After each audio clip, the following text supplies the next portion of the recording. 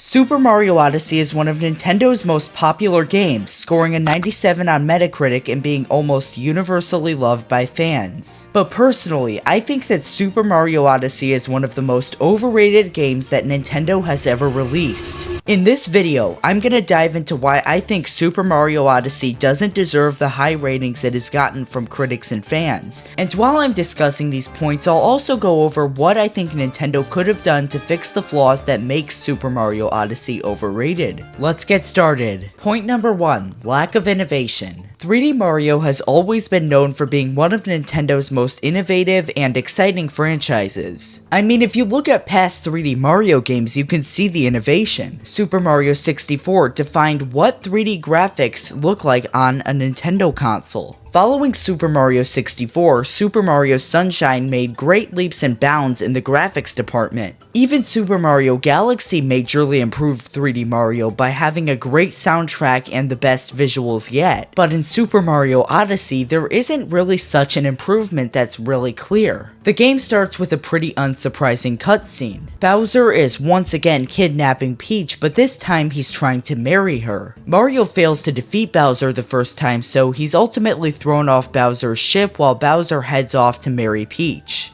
Mario ends up falling to the first world, or kingdom as it's known as in this game, and it turns out that Mario's hat was shredded, so he meets Cappy, who is the main mechanic of this game. So the story of Super Mario Odyssey is pretty boring, but Mario games usually don't have a very exciting story, so I can excuse that. However, the story is not the only bland thing about Super Mario Odyssey. The kingdoms are also pretty unexciting as well. The Sand Kingdom, Lake Kingdom, Wooded Kingdom, and Metro Kingdom are just a couple of examples of some pretty typical looking settings. You could easily make the argument that the Luncheon Kingdom or the Ruined Kingdom are some examples of some more unique locations in Super Mario Odyssey. But in reality, when you compare the locations of Super Mario Odyssey to, let's say, Super Mario Galaxy, Super Mario Odyssey is limited to the fact that it has to resemble Earth, which doesn't make it super imaginative. I also find that the soundtrack of Super Mario Odyssey lacks significant emotional appeal. The only really memorable soundtrack in Super Mario Odyssey is Jump Up Superstar, which makes sense because it actually has lyrics. But besides Jump Up Superstar, the only soundtrack that I can actually remember in my head is the Luncheon Kingdom soundtrack.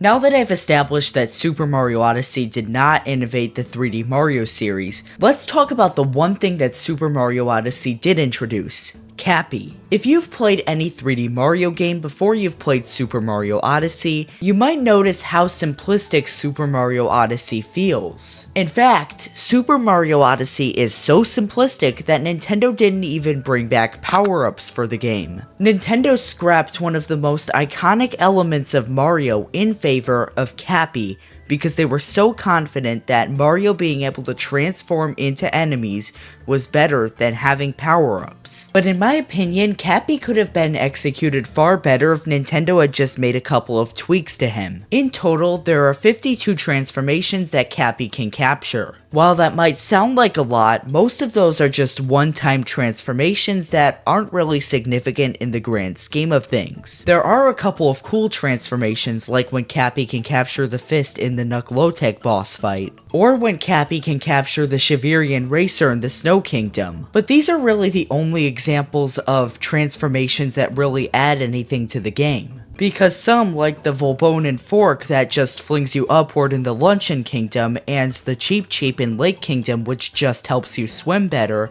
aren't really that relevant. Like, Nintendo could have just made Mario swim better. The Cheep Cheep is available everywhere in the Lake Kingdom anyway, so why wouldn't you just enhance Mario's swimming capabilities? So in my opinion, I don't think Cappy is enough to replace power-ups entirely. Had Cappy have had more transformations that actually changed gameplay significantly, I do think that Cappy could have replaced power-ups and any control mechanics that were implemented later on in the game. For the next point, I'm gonna hand it over to Epic E3G to talk about the confusing aspects of Super Mario Odyssey.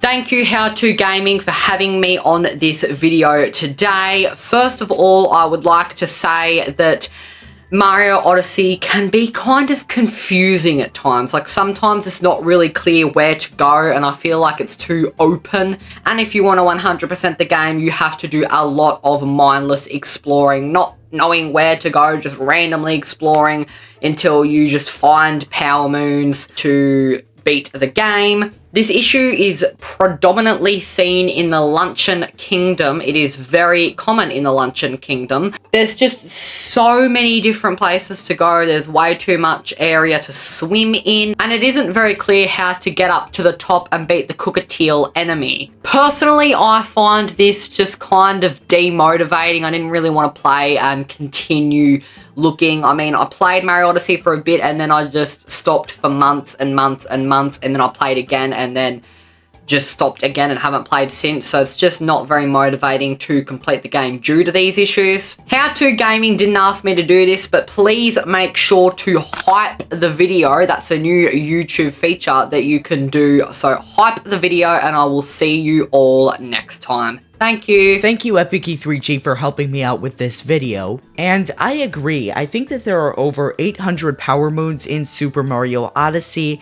and most of them aren't even necessary for the game. I get that Nintendo wanted to fill the worlds with options that you could go and find power moons to power the Odyssey, but if you're just trying to 100% the game, it's quite a hefty task to collect all of those power moons. And if powering the Odyssey wasn't enough, there's also the end of the game where Toadette is in Peach's castle, and she just gives you power moon after power moon for achieving certain tasks. Which at its core, I don't have an issue with, but she hands them out to you one by one. It's such a painful task to get all of these because she doesn't give them to you in bulk. And also, to comment on what EpicE3G said, I would really appreciate if you would like this video and subscribe to the channel, and go subscribe to his. I'll leave a link down in the description. But if you would also try out that hype feature that EpicE3G was talking about, you just have to swipe left on the comments section in the YouTube mobile app. It's very easy. If you enjoyed this video, I would appreciate if you would try that out. But next up, I have to talk about the boss fights in Super Mario Odyssey. You see, I find that the unique bosses that are in all of the major worlds are actually pretty good. But in contrast to that, there is this group of enemies that you fight called the Brutals. The Brutals are a group of 4 bosses that you fight in different worlds. There's also their leader, Madame Brood, which you fight on 2 different occasions, and you have to capture her Chain Chomp to fling it back at her and destroy her. And in general, the issue I have with the Brutals is that they don't feel like they fit.